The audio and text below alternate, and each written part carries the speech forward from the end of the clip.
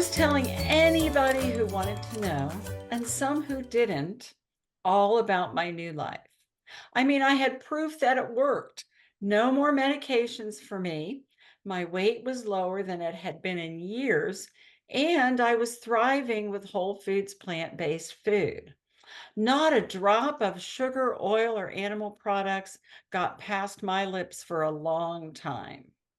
Now, I could blame my relapse on COVID and Steve's diagnosis of ALS. Those two events together were a bit much, but as far as my food was concerned, I sailed right through all of that. I'd been living this way for 10 years, and I learned how to go to restaurants and stay on the plan. I wasn't afraid to ask the food server how the food was prepared. Like everything else I did, I totally threw myself into it 100%. I wanted everyone to eat my happy food and have an amazing life. Then I reconnected with a friend I grew up with. Having her back in my life was magical at first. She loved her desserts, and I was happy to live vicariously through her. Then it happened. We were at a fancy tea room, and I asked for a little bite of her chocolate dessert. 2 years later, and too many little bites and taste of sugar, fat, and yes, even some animal products, I was sitting in my doctor's office for my yearly checkup, showing her my swollen fingers. She said it looked like arthritis, and she could give me shots in my fingers to give me some relief. I said, but if I start back on my whole foods, this will go away, right? She said, well, we cannot reverse the damage that is already done, but we can stop it from getting worse. I did another experiment. I would do absolutely everything Chef AJ strongly suggested. When she said to eat a ton of steamed vegetables for breakfast and a big salad every day, that is exactly what I did. Eat all the potatoes you want, she said. I kept a journal of my feelings while I was getting back on track. Preparation trumps motivation. I heard her say more than once. Motivation just doesn't last.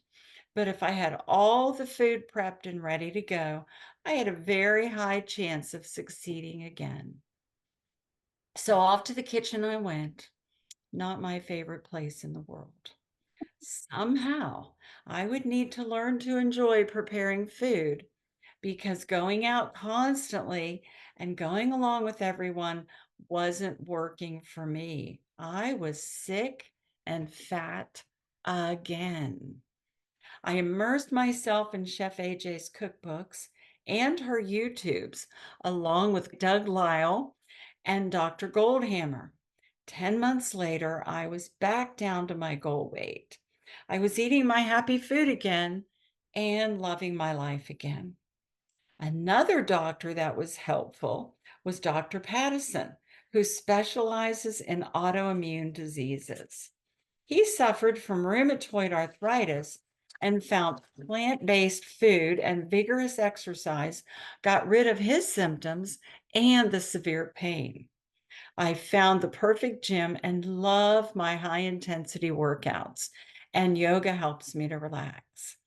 I wanted so badly to fit in with my friend and her family. As Doug Lisle says, I was willing to go along to get along.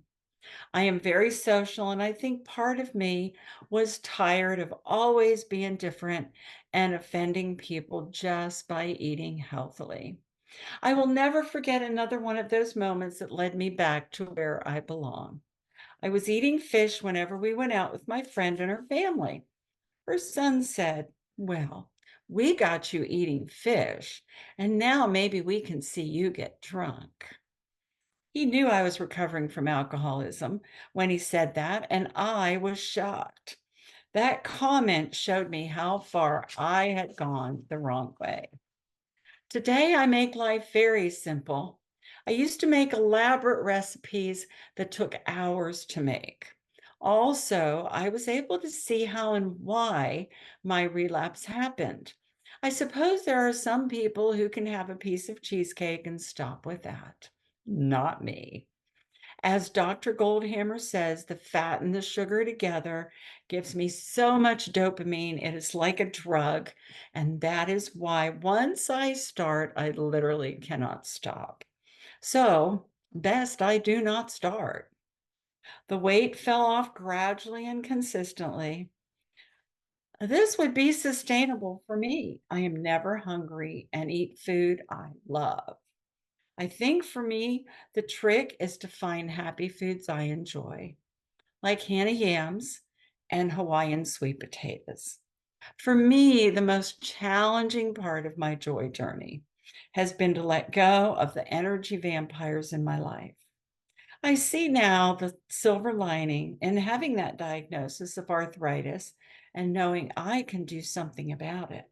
It does help me to stay away from the people who would love to see me be as miserable as they are. After all, it is my responsibility to do what works for me. And I refuse to let arthritis live in my body. Thank you so much for listening to part 2 of my joy journey.